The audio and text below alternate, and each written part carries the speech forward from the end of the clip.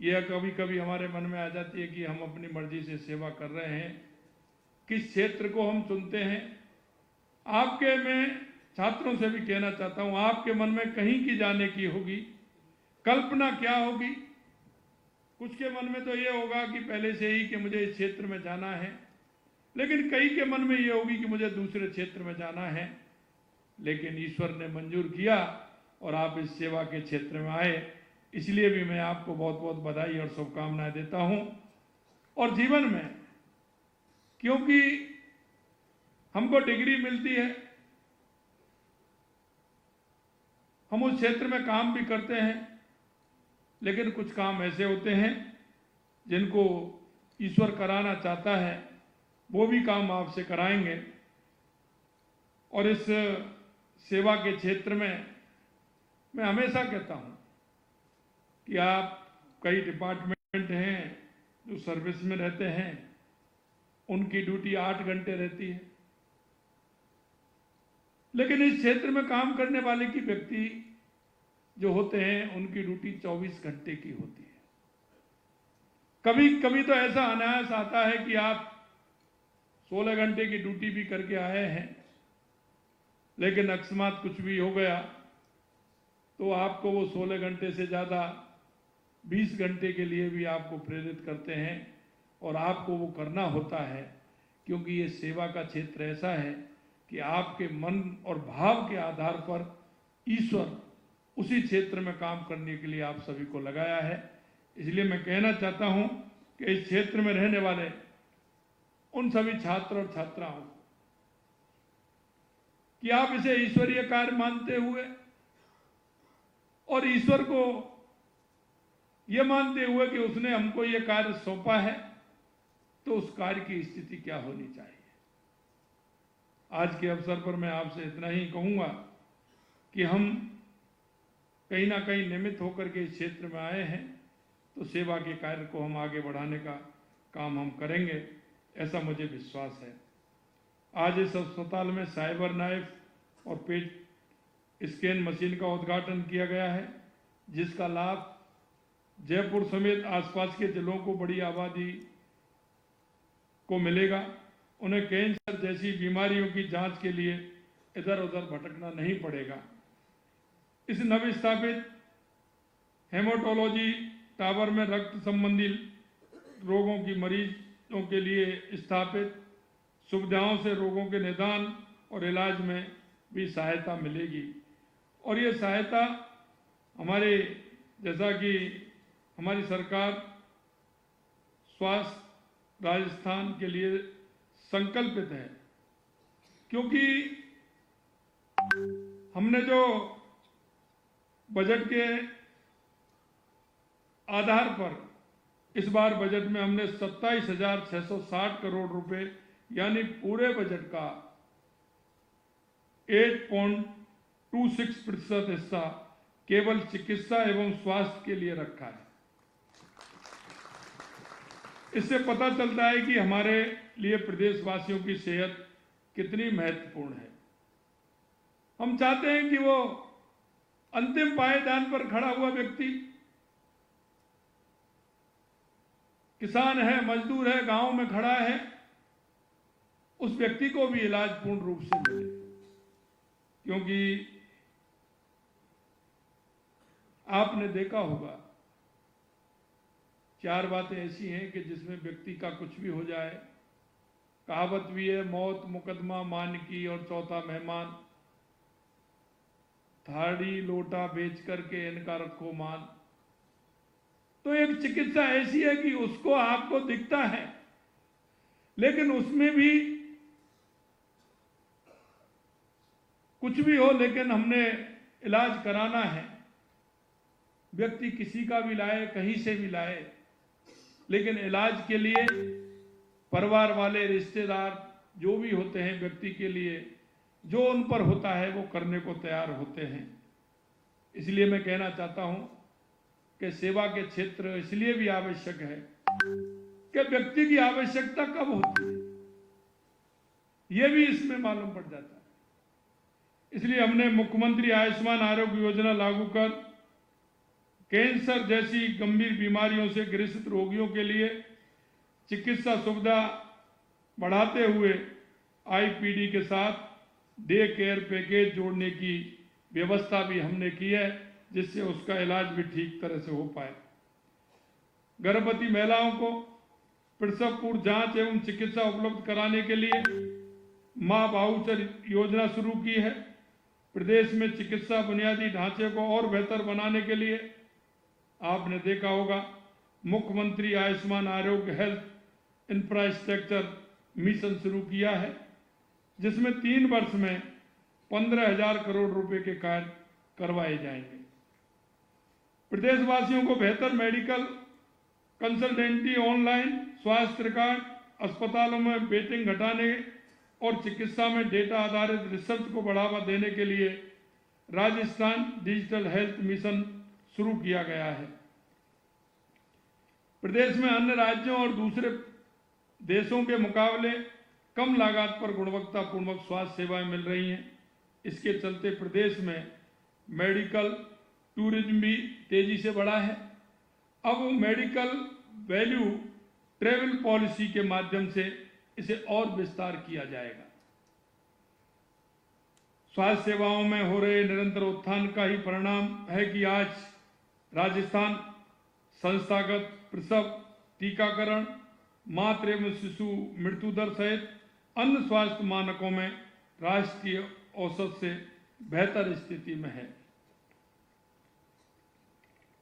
अभी डॉक्टर साहब ने जिक्र किया था राजिंग राजस्थान का। कई लोग मेरे से कहते हैं कि सरकार की यह पहली साल है, पहली साल में राजिंग राजस्थान। मेरे कई लोगों से मैंने बात की, उन्होंने भी कहा पहली साल जल्दी होगा। मित्रों, मैं आपको विश्वास दिलाता हूं, क्योंकि जो संकल्प लेता है उस संकल्प को पूरा करने के लिए ईश्वर भी साथ देता है। इसलिए मैं कहना चाहता हूं कि राजिंग राजस्थान में आपने देखा होगा कि जिस तरह से देश के अन्य प्रदेशों में हमें जो सहयोग मिल रहा है, बाहर कंट्रियों से भी जो हमें सहयोग मिल रहा है, हम इसमें प्रदेश में चिकित्सा स्वास्थ्य समेत हर क्षेत्र में निवेश लाने के लिए ये राजिंग राजस्थान हमारा 9 से 10 दिसंबर को राजस्थान ग्लोबल इन्वेस्टमेंट समिट आयोजित कर रहे हैं। मुझे यह बताते हुए खुशी है कि हम अभी तक इस समिट के लिए लगभग 25 लाख करोड़ रुपए से अधिक के एमओयू हम कर चुके हैं। यह प्रसन्नता की बात है कि स्वास्थ्य क्षेत्र में भी निवेश के प्रति निवेशकों ने काफी रुचि दिखाई है। राज निवेश पोर्टल पर अब तक चिकित्सा से जुड़े 57,000 करोड़ रुपए से अधिक के करीब 300 निवेश प्रस्ताव आ चुके हैं। इनसे प्रत्यक्ष और अप्रत्यक्ष रूप से करीब 6 लाख लोगों को रोजगार के अवसर उपलब्ध होने की संभावना है।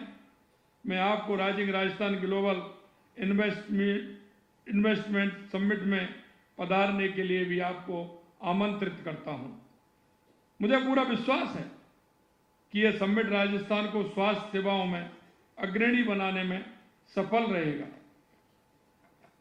मैं आशा करता हूं कि इस चिकित्सा संस्थान से जुड़े आप सब लोग इसी प्रकार मानव सेवा के कार्यों को पूरी निष्ठा से एवं तत्परता के साथ पूरा भी करेंगे।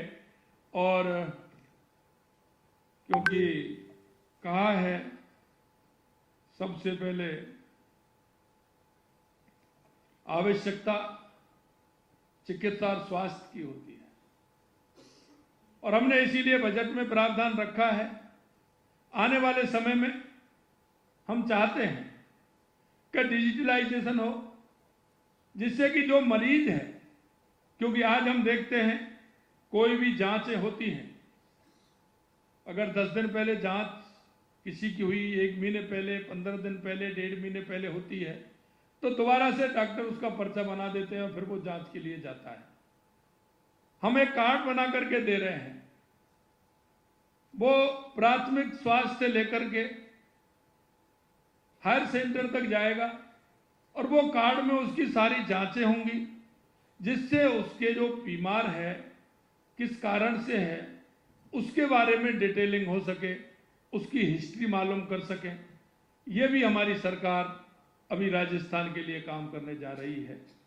मैं आपको इतना ही विश्वास दिलाता हूं कि चिकित्सा और स्वास्थ्य के क्षेत्र में ही नहीं, हमारी सरकार हर क्षेत्र में काम कर रही है। और आपने देखा है कि जिस तरह से हमने, क्योंकि हमारे देश के यशस्वी प्रधानमंत्री नरेंद्र मोदी जी कहते हैं कि 4 जातियां हैं, युवा, महिला, किसान, मजदूर, इसमें सभी का समाहित है। हम इनके उत्थान के लिए काम कर रहे हैं। आपने देखा, हमने युवाओं से कहा कि हम 1 साल में 1 लाख सरकारी नौकरी देंगे, 5 साल में 4 लाख सरकारी नौकरी देंगे। आपने देखा है कि हमने 33,000 युवाओं को नियुक्ति पत्र हमने दिए हैं। आने वाले समय में आपने ये भी देखा है कि 90,000 रिक्तियां, 60,000 चतुर्थ श्रेणी कर्मचारी की रिक्तियां, क्या 60,000 नियुक्तियां ये 11 महीने की हैं? ये कितने समय की हैं?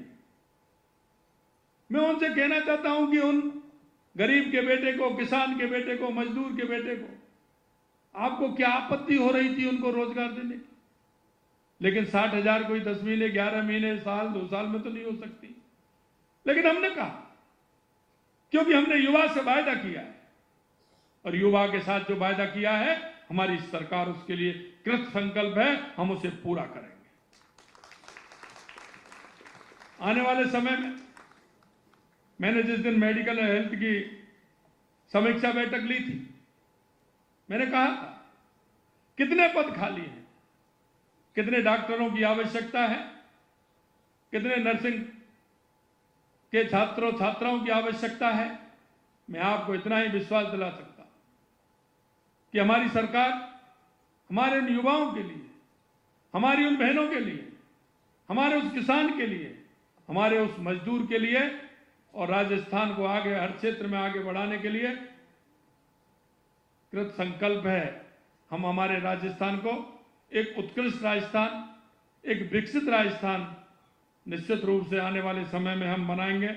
हमने जो हमारा संकल्प पत्र में, हमने जो हमारा एक एक वायदा राजस्थान की जनता के बीच में किया है, क्योंकि हम इसलिए कहना चाह रहा हूं कि हमने 11 महीने के अंतराल में लगभग 50% संकल्प पत्रों को हमने पूरा किया है, जो हमने 5 साल के लिए थे। आने वाले समय में हम उन पूरे संकल्प को हमारे को पूरा करेंगे और युवा, महिला, किसान, मजदूर, वो हमारा पूरी तरह से जो उसको हम सुविधा देने वाले हैं, उनके जो हमने संकल्प पत्र में वायदे किए उनको पूरा करेंगे। आज के इस समारोह में मैं पुनः उन सभी छात्र छात्राओं को बहुत बहुत बधाई देना चाहता हूं, उनको धन्यवाद देना चाहता हूं और उनसे आशा और उम्मीद करता हूं कि आने वाले समय में वो एक अच्छे नागरिक बनेंगे, क्योंकि हम इस प्रदेश के, इस देश के एक नागरिक भी हैं और उन नागरिक कर्तव्यों की तरफ भी हमें देखना है। क्योंकि आज के समय में व्यक्ति अगर देखता है तो सिर्फ अधिकार की तरफ देखता है, पिता का अधिकार क्या है, पुत्र का अधिकार क्या है, पत्नी का अधिकार क्या है।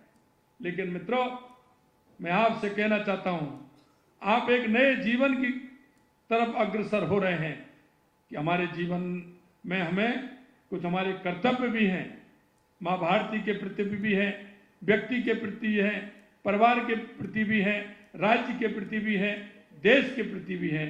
हम उन कर्तव्यों को ध्यान में रखते हुए हमारे जीवन को आगे बढ़ाएं। मैं इस कार्यक्रम में बुलाया, उन सब के लिए बहुत बहुत धन्यवाद। छात्रों को पुनः धन्यवाद। जय हिंद, जय भारत, जय राजस्थान।